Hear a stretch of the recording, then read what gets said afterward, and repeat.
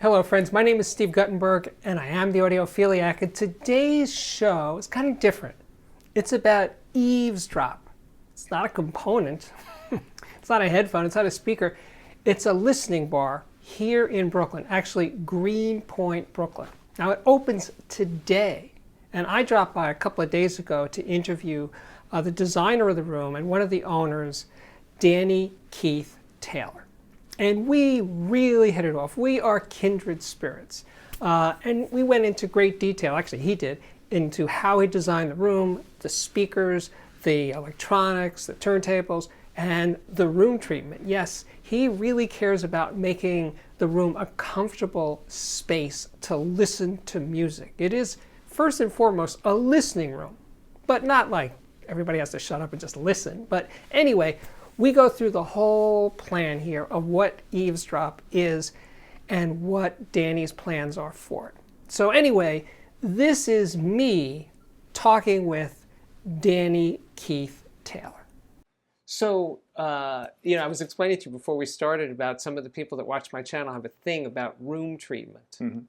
They're obsessive about room treatment. There's a lot of room treatment here.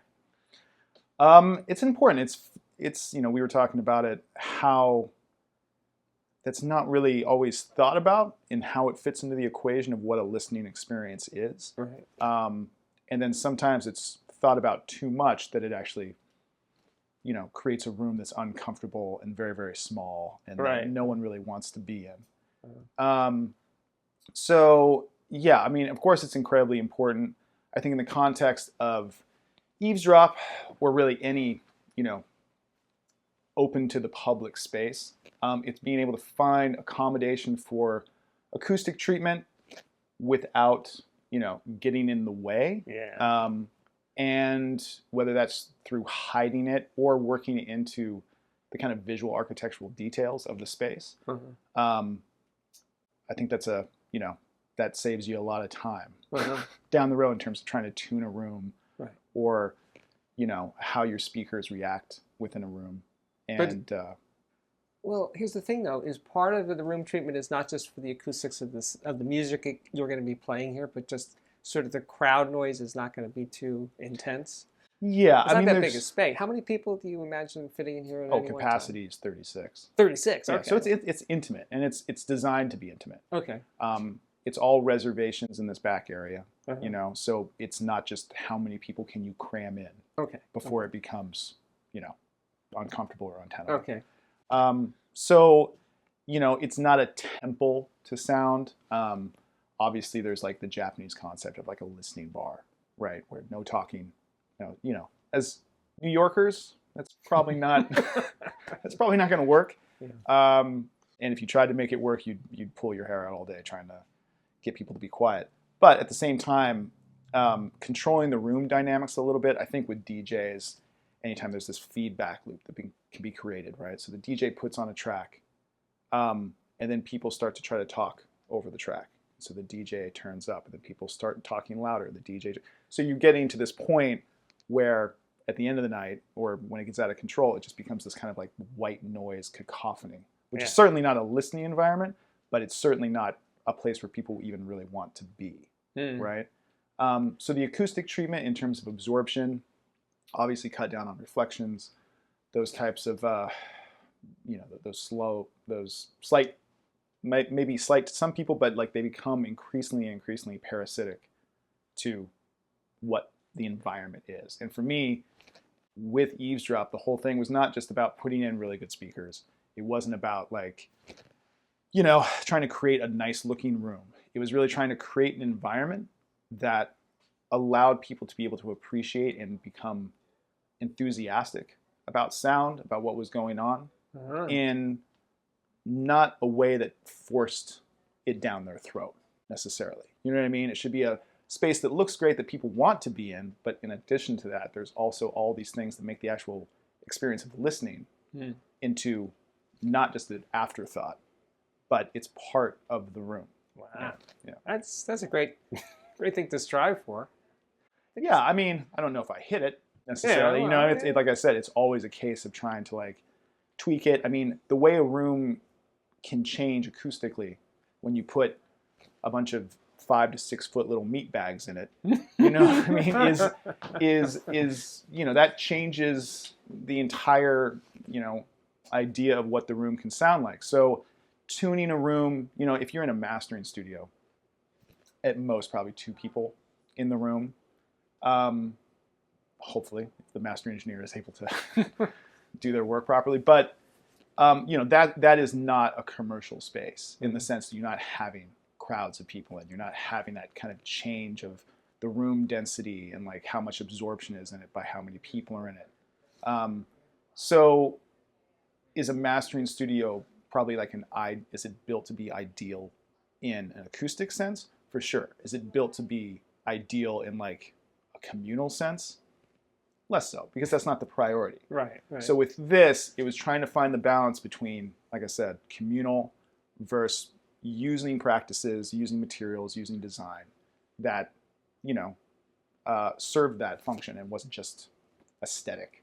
But you come to this from studio design. Yeah, so I kind of approached it a different way. A lot of people that do bars or clubs or hospitality, like they live in that room, that world.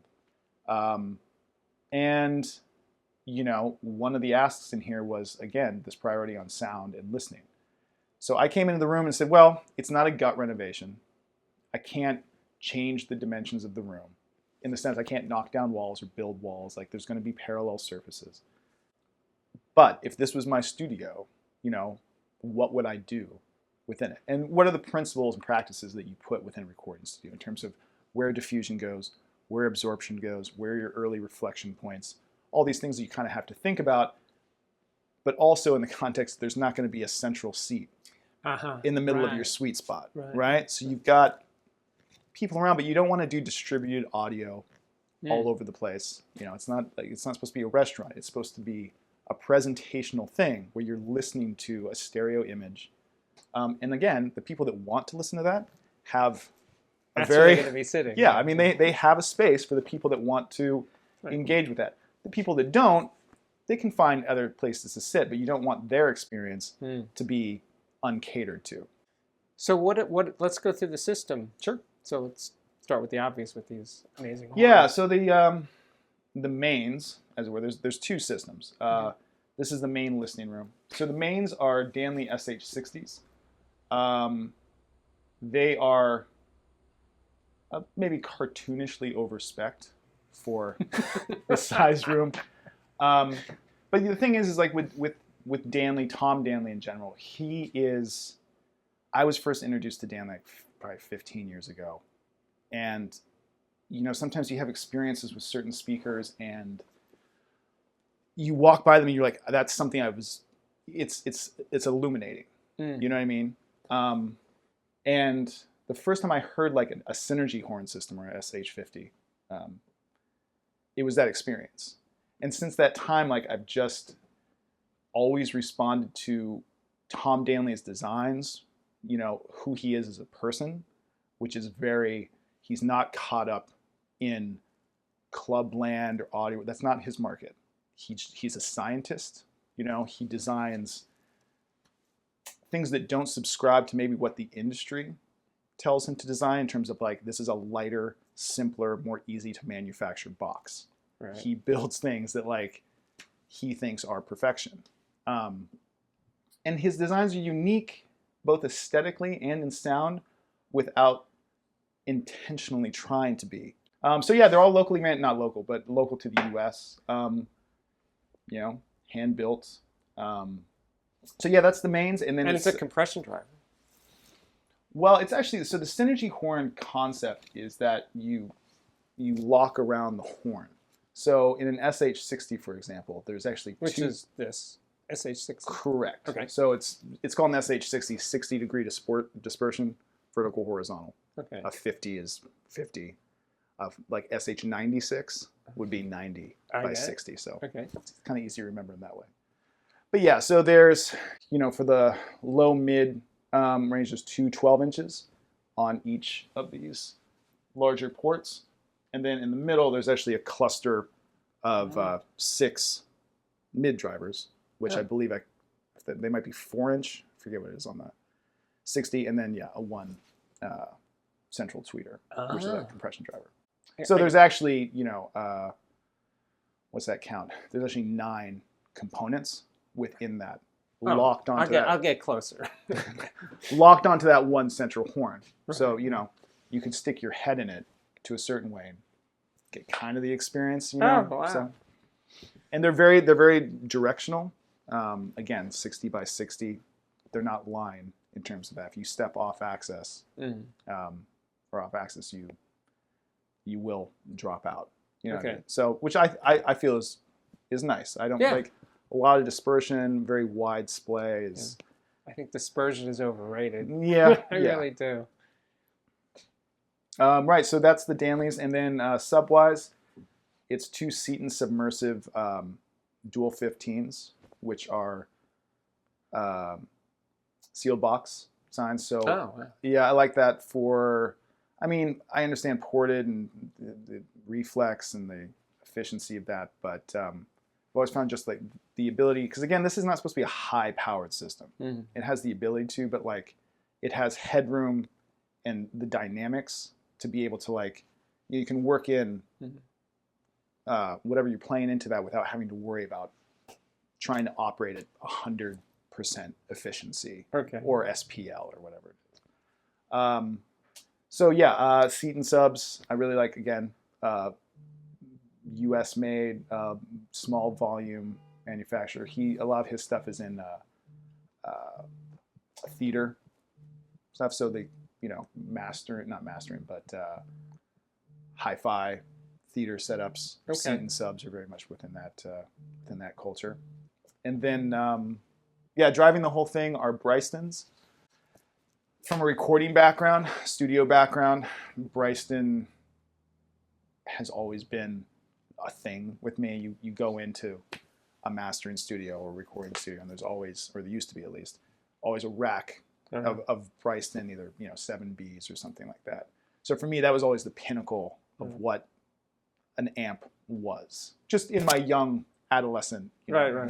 It's a big block of what it does. There's no DSP trickery. There's no switching power supplies. It's just kind of it's that without being incredibly. I think sometimes you can lean a little bit.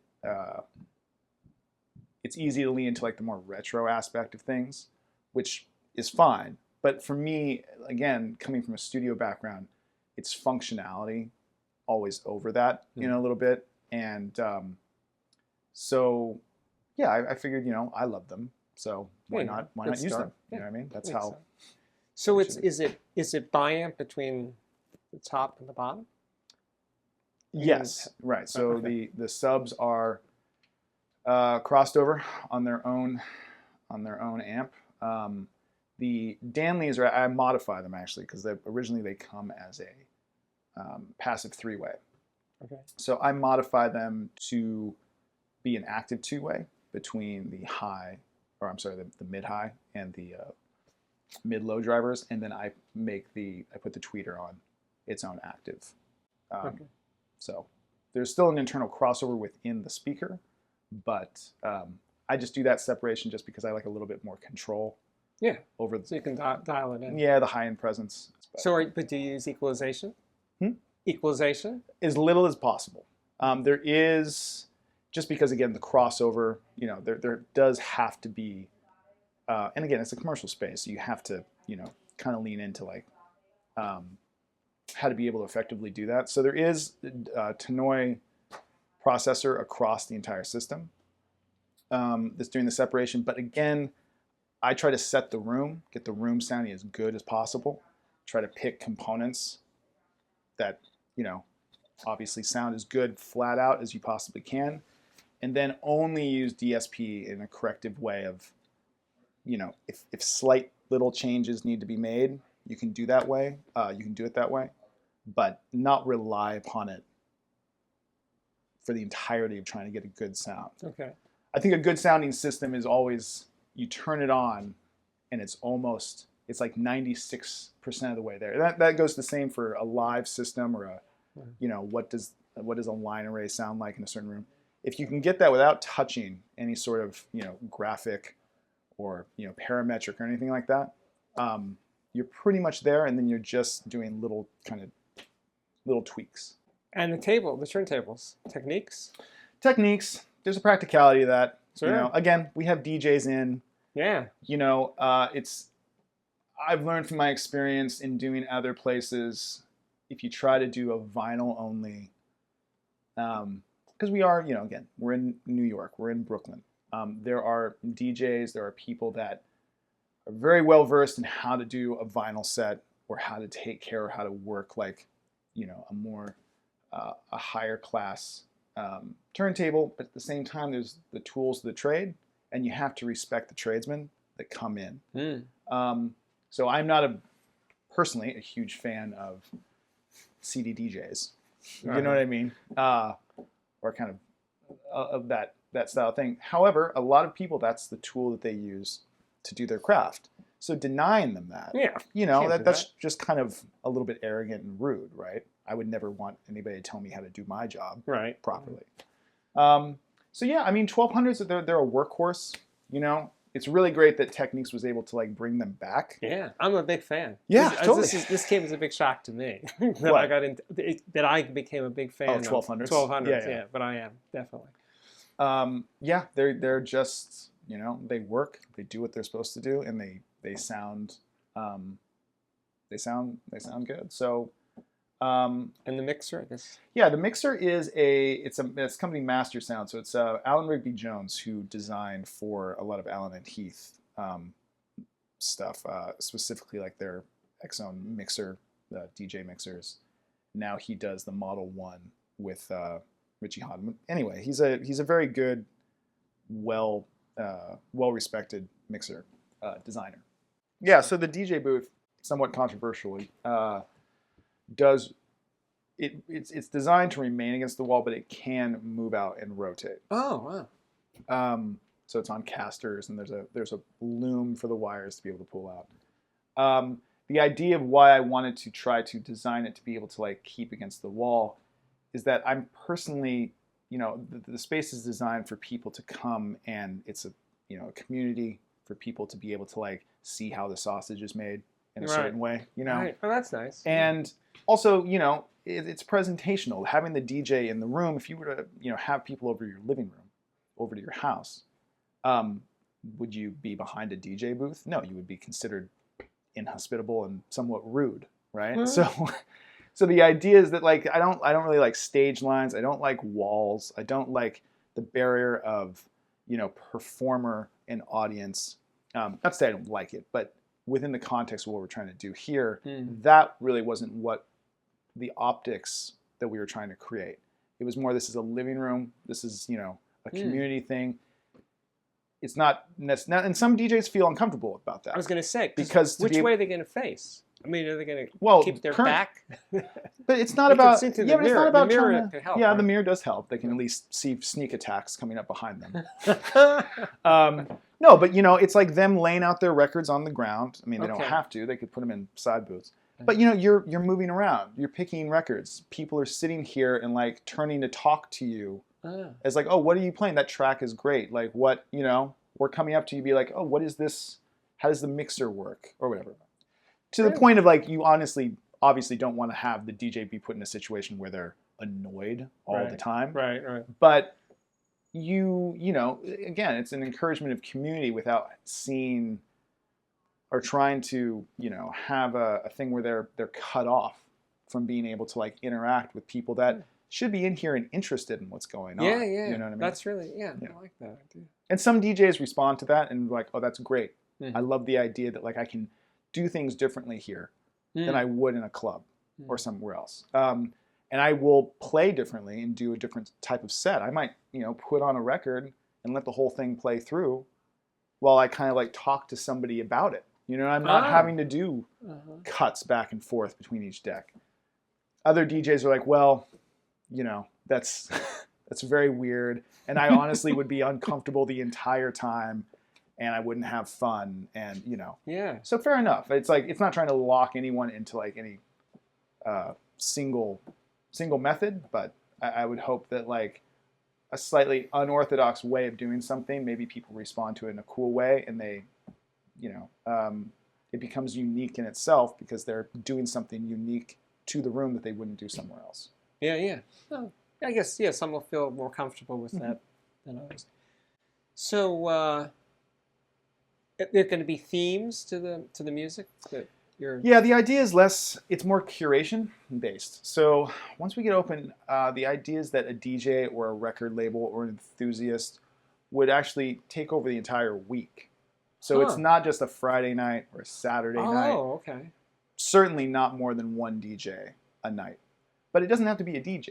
Again, it can be, like I said, a record label or a producer or a band or a musician or anybody that is into the community and culture of music can certainly, I can have random people step up and do things. You could do that. But no, they would curate the entire week, and it would be them picking the vinyl for the front that's played during the day, that the bartenders are putting on, curating playlists, and then coming in and doing a sort of residency, at night where they're just, like I said, they can do a full DJ set if they want. They can put one record on and play it in its entirety. But yeah, the idea is it's not a club, it's and it's not a temple to the idea of listening. But that's important. But I'm just saying, in terms of the respect for the sound. But when you set up those very strict rules with people, it's hard to have the place be welcoming, because people think that they have to, there's all these rules in place that they can't do certain things. So you don't want people to act unnaturally.